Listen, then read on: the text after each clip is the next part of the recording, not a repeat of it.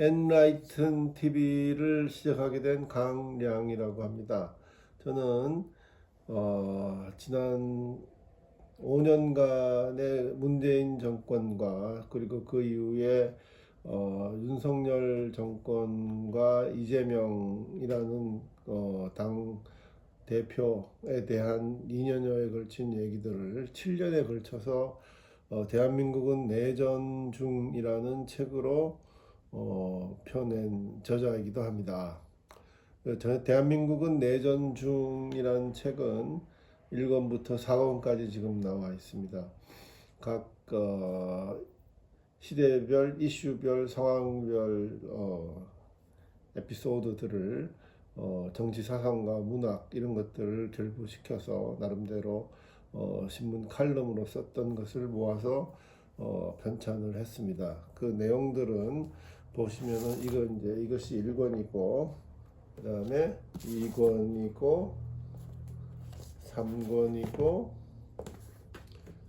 올해 2월 달에 나온 4권이기도 합니다. 그렇게 해서 이제 총 4권의 책을 집필을 했습니다. 근데 이제 문제는 정치 사상이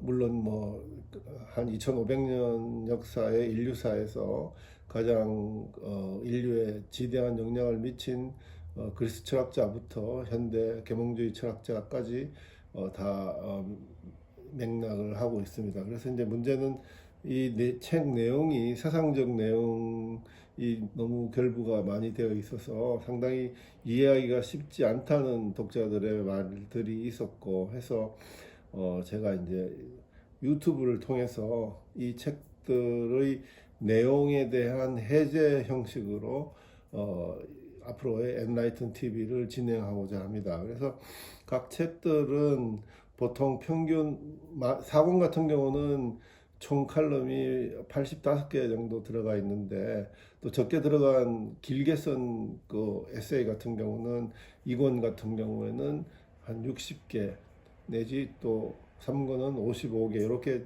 이제 그 편차가 있어서 평균을 하면 이제 각 권당 한 65개에서 70개의 칼럼이 들어가 있습니다. 그래서 이제 한 주에 2개 정도의 칼럼을 쓰게 이제 소개를 하게 되면 총 한 2년 6개월에 걸쳐서 이 책에 대한 내용을 독자 여러분께 이제 소개를 하게 되겠습니다. 그래서 이제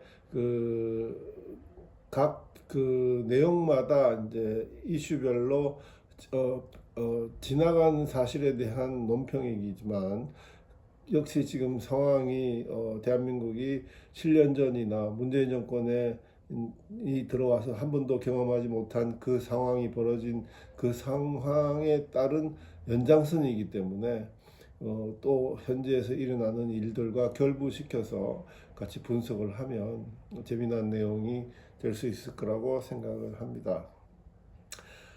요새는 그 소위 말해서 반지성주의가 너무 창궐을 해서 책을 읽는 사람들이 거의 없는 것 같습니다.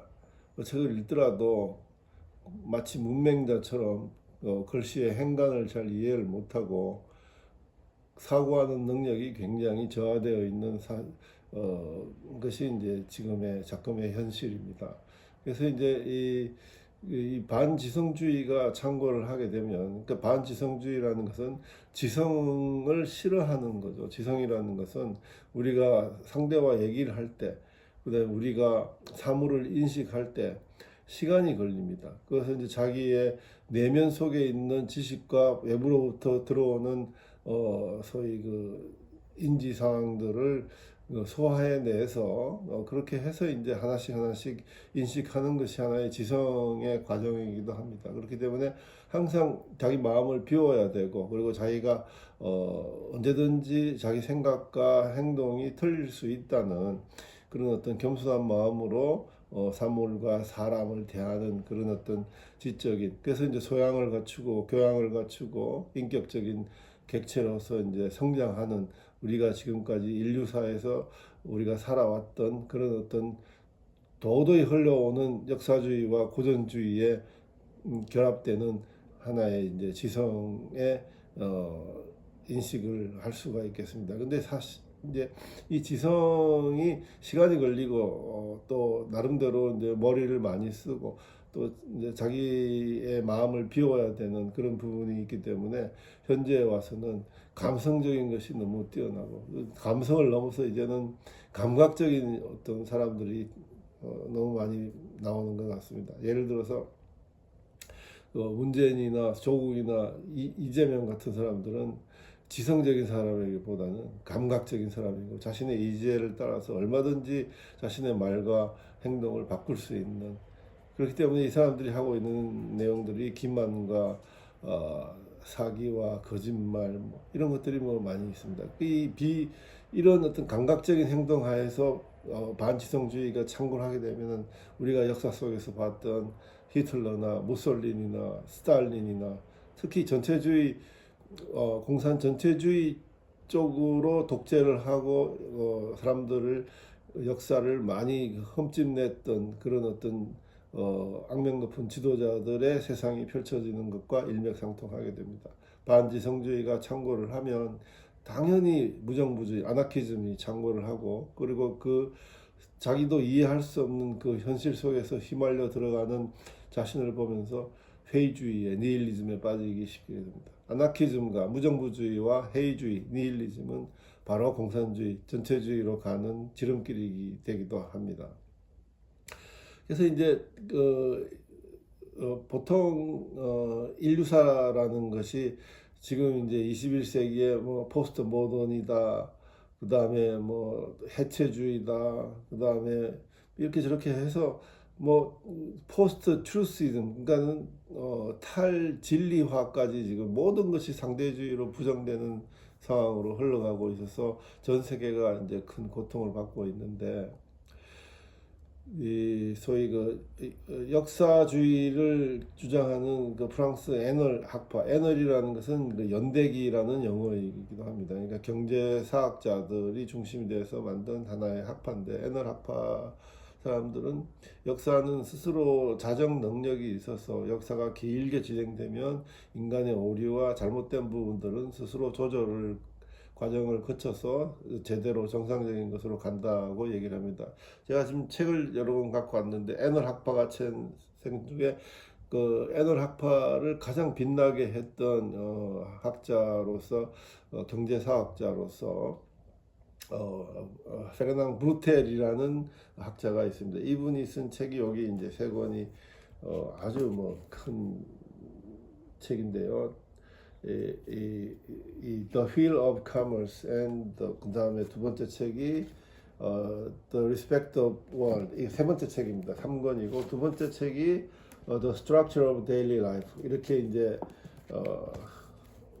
나와 있습니다. 나와 있는데 이 책들은 14세기부터 산업혁명 이후에 이제 근대에 들어오는 18세기 말까지 400년간을 소위 그 책 제목에 얘기하듯이 The Structure of Daily Life, 일상생활의 구조, 그러니까 모든 사람들이 살고 먹고 얘기하고 경험하고 나누는 모든 주변의 일상생활들을 모아서, 자료를 모아서 그것을 역사의 흐름과 결부시켜서 그것에 따라서 이제 역사가 어떻게 진행된다 하는 것을 분석한 책입니다. 아주 방대한 저서죠.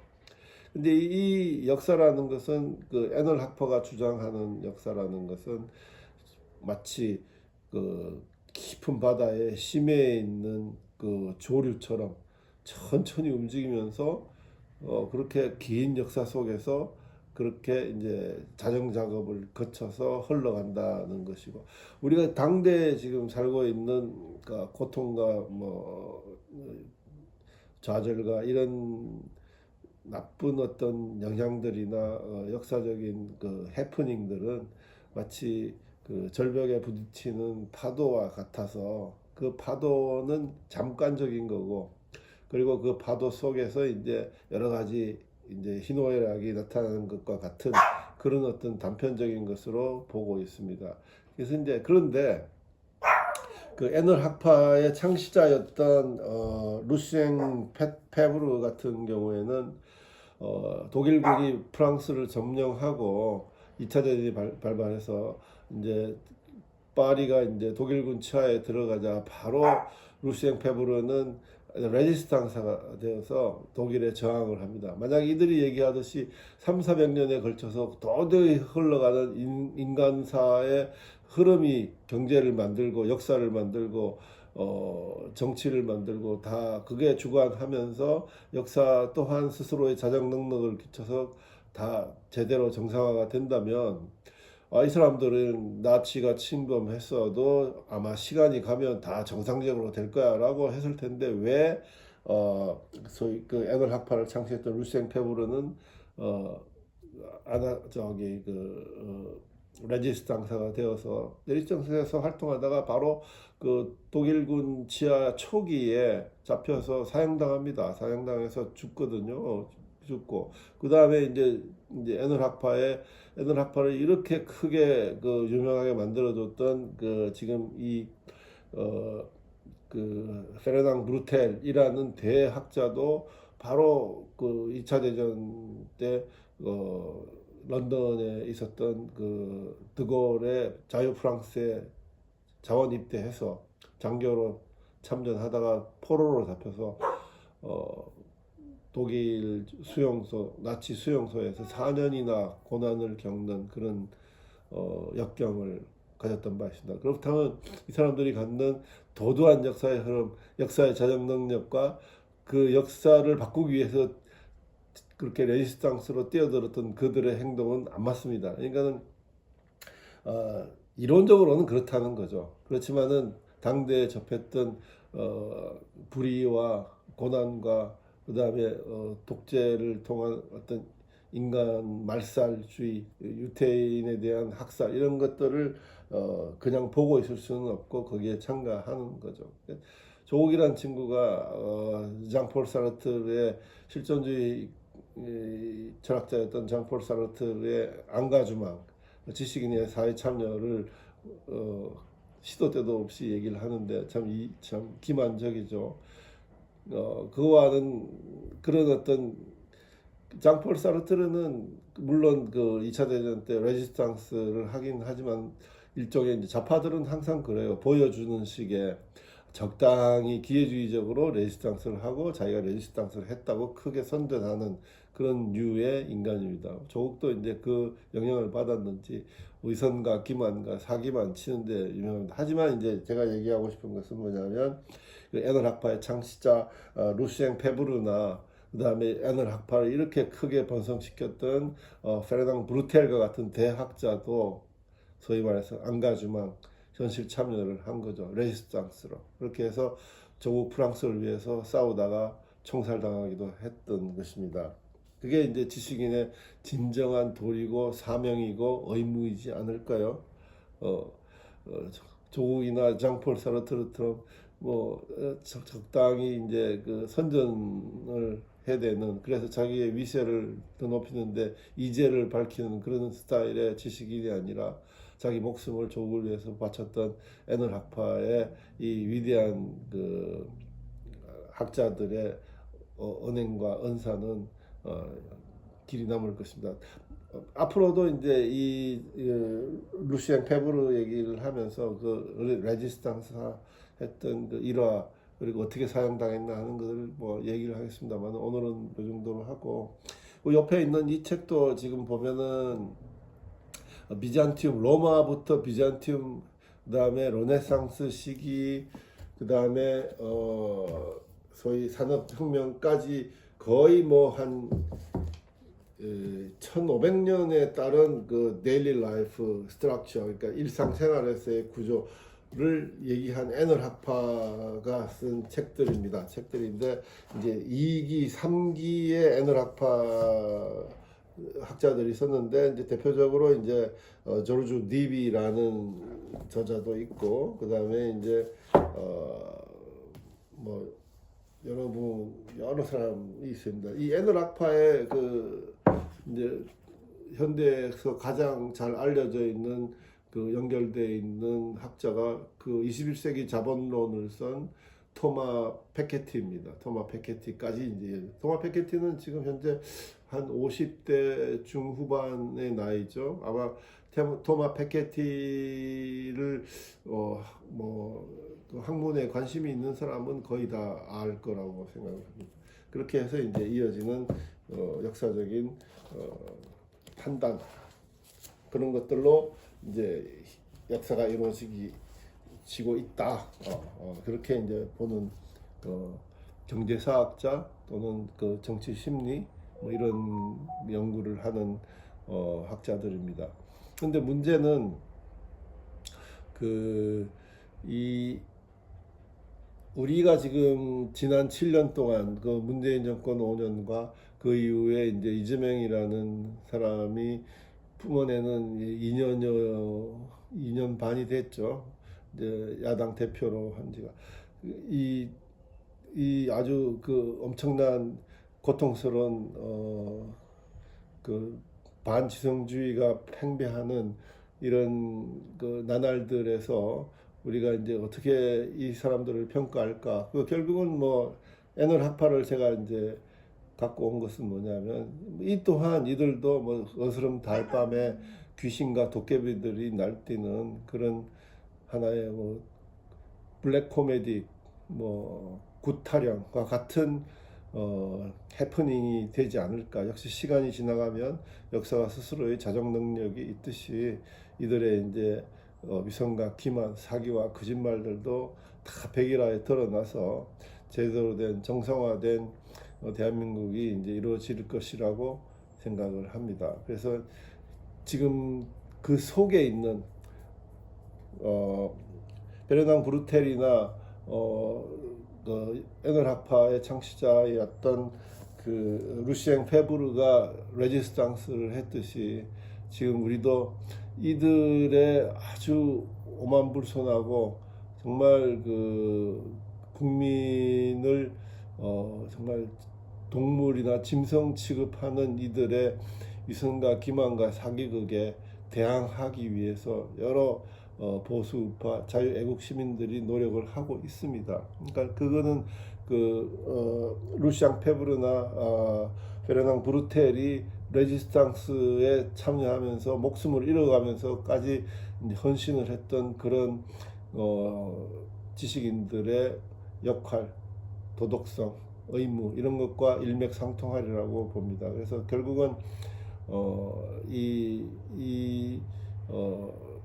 소위 그 한반도적인 상황을 갖고 있는 감성적이고 감각적인 차원에서 사기를 치고 국민을 기만하는 이들의 정치 사기극은 결국은 블랙 코미디와 같은 하나의 웃지 못할 단편극으로 역사에서 끝이 나리라고 생각을 합니다. 오늘은 이제 이런 역사적 시각을 갖고 대한민국은 내전 중이라는 책 1, 2, 3, 4권을 쓴 그 내용을 앞으로 이제 그 내용별 테마에 맞춰서 이제 일주일에 한 2번 정도 유튜브를 올리려는 그 프로그램에 대한 인트로덕션, 그 서문인 셈이죠. 그래서 지금 뭐 저 같은 경우는 이 작업을 위해서 우리 딸이 그 보통 자식에 대해서는 뭐 그렇게 이제 큰 뭐 그 뭐라 그럴까요, 그 능력별에 대한 어떤 인식이 좀 떨어지는데 우리 딸이 이제 그 컴퓨터 그래픽도 하고 자격증도 여러 개 있고 플라워리스트도 하고 디자인도 하고 이 책의 그 그림도 우리 딸이 다 그려줬어요. 그래서 이제 우리 딸이 지금 훌륭한 능력으로 우리 유튜브 편집도 해주고 그다음에 일종의 이제 프로덕션 역할을 지금 하고 있습니다. 어디 딴 데 간 뭐 사무실이나 이런 게 없이 거실에서 이렇게 자리를 마련해서 뒤에 있는 그림은 좀 잘 안 보일 수 있는데 현대미술화가 장희석 씨가 그린 돌아가셨죠. 그 그림인데 그래도 이제 소장하고 있으면 좀 괜찮을까 싶어서 약간의 돈을 들여서 샀는데 지나간 시간 긴 시간 동안 이사 다니고 뭐 모기도 말라 비틀어 죽고 이래가지고 그 본전이나 찾을까 참 걱정이 많이 됩니다. 혹시 나중에 때거리 걱정하는 경제적 어려움이 있으면 이 그림을 팔아가지고 좀 어떻게 밥이라도 먹으려고 하는데 그 제대로 제값을 받을 수 있을지 잘 모르겠습니다. 아무튼 이 공간 내에서 앞으로 한 2년여 동안 대한민국은 내전 중이라는 책 제목 타이틀 하나하나를 다시 설명을 하는 해제의 시간을 가지면서 동시에 이제 현재 우리가 당면하고 있는 정치, 사회, 경제적 문제들도 같이 평가하는 그런 시간을 갖도록 하겠습니다. 2019년에 이제 일권이 나와서 이제 출판사를 찾고 있었고 결국 출판사를 제대로 못 찾아서 2020년 1월에 이제 일권을 자율보에서 편찬을 했습니다. 2019년 때 책 제목이 대한민국은 내전 중이다라고 하니까 사람들이 좀 과한 거 아닌가, 내전까지 그렇게 갔는가라는 질문을 하는 분들이 좀 있었는데 지금 한 5년 지난 지금 4권까지 나온 5년 지난 이 시점에서 어느 누구도 대한민국이 내전 중이다라는 책 제목에 대해서 토를 다는 사람은 없습니다. 그대로 받아들이고 있는 거죠. 그만큼 지금 한국의 상황이 이념적인 내전 상태에 들어가 있다고 보여지는 겁니다. 그렇기 때문에 이 자유민주주의와 시장경제, 자유시장경제를 지키고 대한민국이 정상화되면서 발전하기 위해서는 특히 이념파리, 민주파리, 평화파리, 그 다음에 민족파리, 북한의 김일성주의를 찬양하는 주사파 경험을 가진 정치인들을 경계해야 되고 그들이 내뿜는 소위 이념 조작, 상황 조작, 이슈 조작, 환경 조작 이런 어떤 위선과 기만의 은사들에 대한 분명한 이해와 인식이 필요한 것입니다. 그래서 보통 사람들은 그냥 가스라이팅 되어서 그냥 따라갈 수밖에 없고 그렇게 그 상황으로 지금 대한민국이 굉장히 어려운 상황에 있습니다.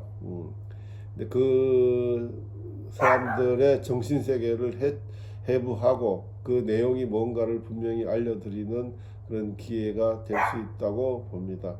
지금 우리 강아지가 열심히 짖고 있는데 우리 저 엔라이튼 TV 그 표제로 우리 강아지 얼굴을 냈는데 굉장히 평화롭고 자연스럽고 어떤 탐욕적인 기만적인